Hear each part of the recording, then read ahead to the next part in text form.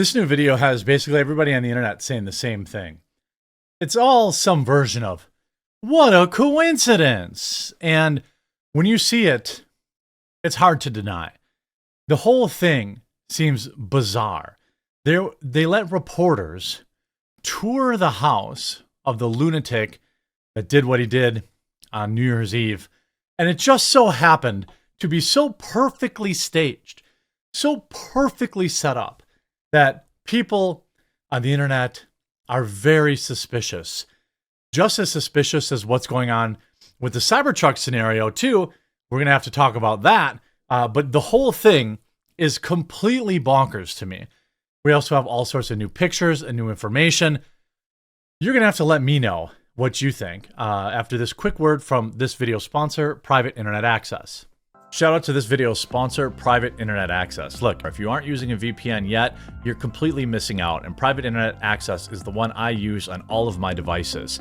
If you've been following the news, you see that censorship, websites, apps are getting shut down in certain countries, all sorts of craziness. Well, a VPN helps you never have to worry about that. Private Internet Access also protects you from the prying eyes of hackers, internet service providers, and others that can view your personal data. Perhaps also just as importantly, Private Internet Access allows you to access region-restricted content from all over the world. Streaming services like Netflix, Amazon Prime, and more have different library options based on where you're located, and some shows simply cannot be accessed if you're not in the target location.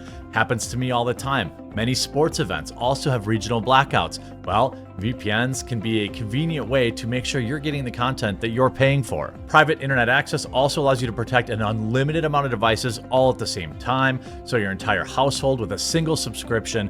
And I've been working with Private Internet Access so long that I have an absolutely massive discount available to my viewers.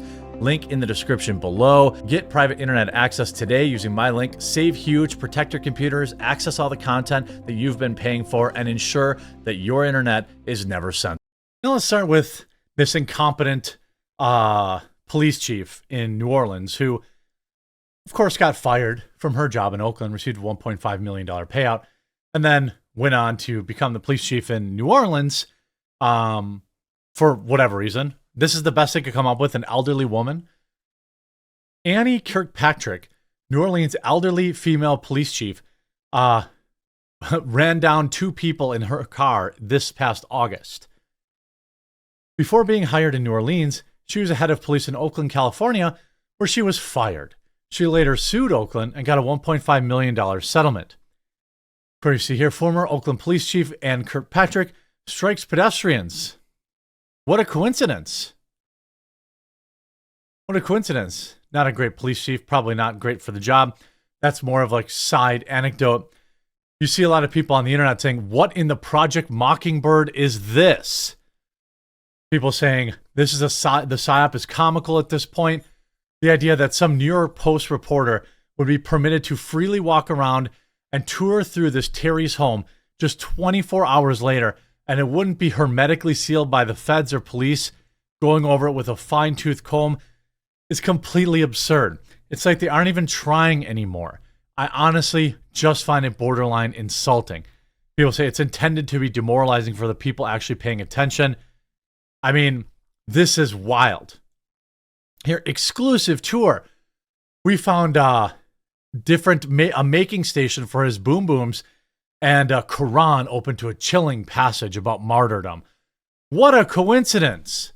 Here, Tim Young says, the FBI literally sealed a U.S. Capitol Lego set from a J6 defendant, but yet they left the Quran open to a passage about martyrdom next to an explosive making station sitting in the Terry's apartment. Yeah, sure, okay. Raw News Alert. So you just showed the list of chemicals that the New Orleans person used, and now a person who is probably going to be a copycat has an idea what to possibly make. Great job. Possibly not the smartest idea to share that.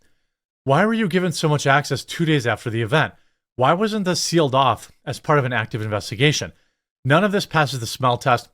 It seems like a total setup, and that there needs to be more explanation how the media was given this much access. It was barely a day later. Oh, by the way, have you followed the first there were 2 or 3 people? Oh, and if you don't think that's weird, here's a headline from the New York Post yesterday, where it said that they're hunting a cell of 3 men and 1 woman. And then 12 hours later, they said, oh, he definitely acted alone. Well, which is it? Apparently 3 men and 1 woman helped him plant these devices around the city. Where'd they go? How do we now know? That he definitely acted alone? And look at this video. This is one of the most absurd things I've ever seen in my life. Now, I get it. Some people might say like, bro, first you complain that there's not enough access. Now you complain that they get this access. Okay, fair poke back. But this is like a day later, and the scene looks completely staged. We are here inside the New Orleans terrorist from the FBI raid yesterday. But if we walk through the home, we see some signs of what... By the way, he took pretty good care of that trailer. It looks pretty nice on the inside for a trailer. He was up to. He LVP floors. Area here. Lots of different chemicals splayed around, and different electronics. This is, again, a work. What happened to all of those devices? By the way, how come none of those went off? We're getting this exclusive walkthrough. Set up, left receipts, just very unkempt in here. Doesn't really look unkempt. It looks pretty clean to me. If we go over here, actually, you can see the Department of Justice documents here, the search warrant, and the property that they recorded here. So now we see a white substance, potassium nitrate, a sample of potassium nitrate, small pistol primer box, burner with white residue, thermometer, stir stick, bottle of sulfuric acid, 3 bottles of sulfuric acid, screws, probably for putting inside the device like a pressure cooker or something like that, white filter paper. So they just shared with everybody everything they need, apparently. Which seems to be a lot of chemicals. Again, just left in... She doesn't even take her fanny pack off of this? It's not really left in disarray. Back here, and his... what appears to be his collection of religious materials, his Qurans, an open Quran with a passage there, as well as even the Bible here. The open Quran up on a shelf that is too high for her to even reach. Mostly books on Islam, and his prayer rug just to the left of me here.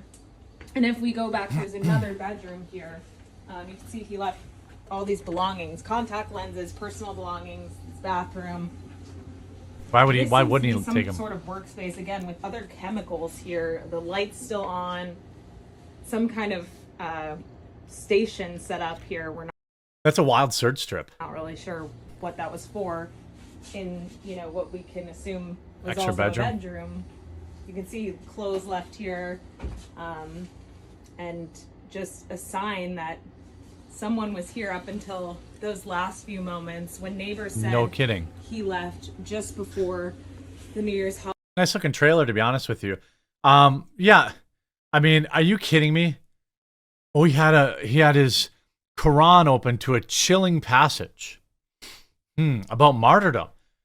The passage, verse 9111, expounds on Muslims the responsibility to destroy Allah's enemies.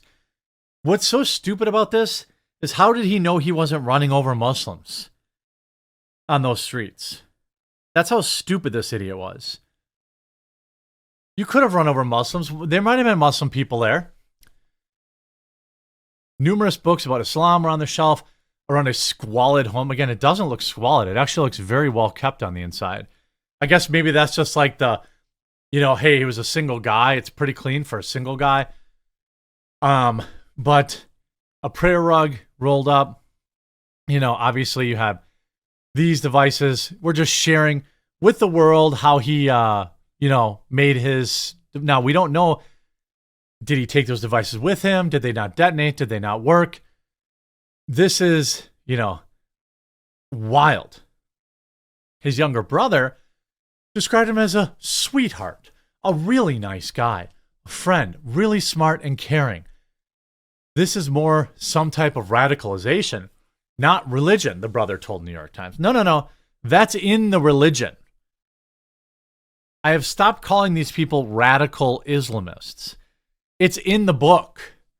They aren't radical. They are just following the text. Of course, 2 IEDs in coolers were planted along Bourbon Street and later recovered. Luckily, they didn't detonate. I mean, so he did place those. Now, a lot of people pointing out who helped him build these things. You know, we saw where he worshipped, not calling it a church, where he worshipped, telling everybody, hey, don't talk to police. Don't help police. Don't talk to the FBI. Talk to this organization that covers for us and has been linked to Hamas. Talk to them. I mean, it is absolutely bonkers to me, that anyone, I mean, this is wild. 14 people now have passed. We got the stupid idiot Allstate CEO going on television last night and telling Americans it's our fault for being too divisive. Here you see New Orleans. He took a trip to Egypt last summer. What a coincidence. What a coincidence. Is that where he met with his people that showed him how to build this stuff and gave him his orders on what to do? I'd say that that's probably likely. Why did he go to Egypt? You know, to me, it seems very suspicious. The whole thing, very suspicious. I hope you're informed in this video. I will keep you up to date as new information breaks. Just subscribe and follow here. Huck is mad that the mailman's here, so I'll let you go. We'll talk to you again real soon.